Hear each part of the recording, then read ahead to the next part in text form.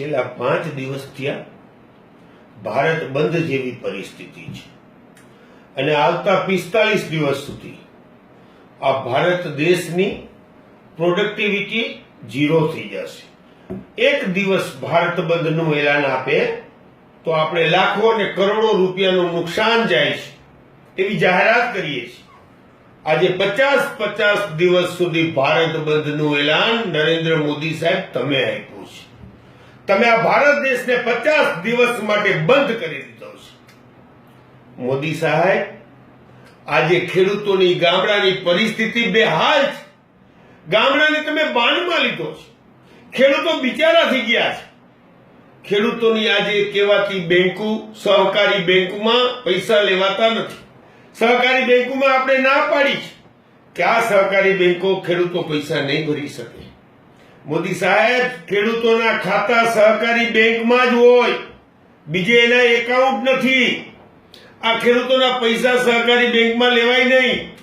અને રવિ પાક આવી રહ્યો છે, રવિ પાકની તૈયારી થઈ રહી છે, ખેડૂતોને બિયારણ લેવું છે, ખેડૂતોને ખાતર લેવું છે, પૈસા નથી મોદી સાહેબ.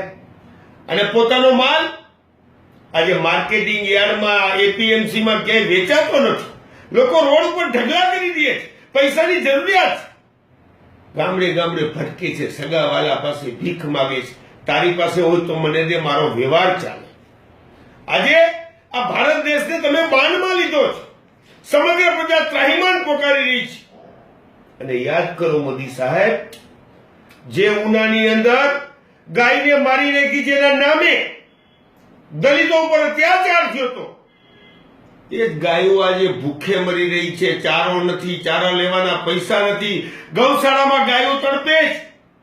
માલધારીઓ બિચારા પોતાના માલને, જીવને બચાવવા માટે, ખોળ લેવા માટે, ચારો લેવા માટે માલધારીઓ પાસે પૈસા નથી. ગામડે ગામડે ભટકી રહ્યા છે. મોદી સાહેબ, તમે આ સમગ્ર દેશને બાનમાં લીધો છે. ફક્ત 4 લોકોને, 4 સમાજને તમે પકડી નથી શકતા. એક કાળા બજારિયા, આતંકવાદીઓને, આ 4 લોકોને પકડવા માટે તમે 125 કરોડની પ્રજાને બાનમાં લ્યો. 125 કરોડની પ્રજા ત્રાહિમામ પોકારે. આજે ગામડાની અંદર ખેડૂતને એક નાનો એવો પ્રસંગ કાઢવો હોય, દીકરીના લગ્ન આવી રહ્યા છે, સગાવાલાને કંકોત્રી લખાઈ ગઈ છે, શું કરે બિચારો મા બાપ? અને આવા પ્રસંગનો ઉમંગ એ ઘરમાં કેવો હોય એ મોદી સાહેબ આપ નહીં સમજી શકો. કારણ કે આપને જિંદગીભર આવો પ્રસંગ આવવાનો નથી. આપને એ સમજાશે નહીં કે મા બાપને કેવી પરિસ્થિતિનું નિર્માણ થાય. કારણ કે બિચારો પૈસા માટે ભટકી રહ્યો છે.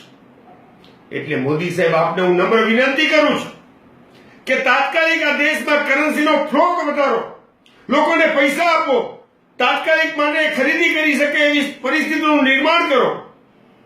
નહીંતર આ ભારત દેશની પ્રજા તમને માફ નહીં કરે. અને તમારામાં જે અહંકાર ફૂટી રહ્યો છે, રાજા રાવણની જેમ હુંકાર કરો છો કે હું જોઈ લઈશ, હું તોડી નાખીશ, હું ખોડી નાખીશ, અહંકાર તમને સરમુક્તશાહીના બૂ આવી રહી છે તમારામાં. તમે લોકોને લાગણીથી પર થઈ ગયા છો. અને આ ભારત દેશની પ્રજા છે. આ રાજા રાવણનો પણ અહંકાર તોડી શકે છે. તો મોદી સાહેબ, આપને તો ચીપટીમાં ચોરી નાખશે આ ભારત દેશની પ્રજા. યાદ કરજો મારી વાત. જય હિન્દ, જય ભારત.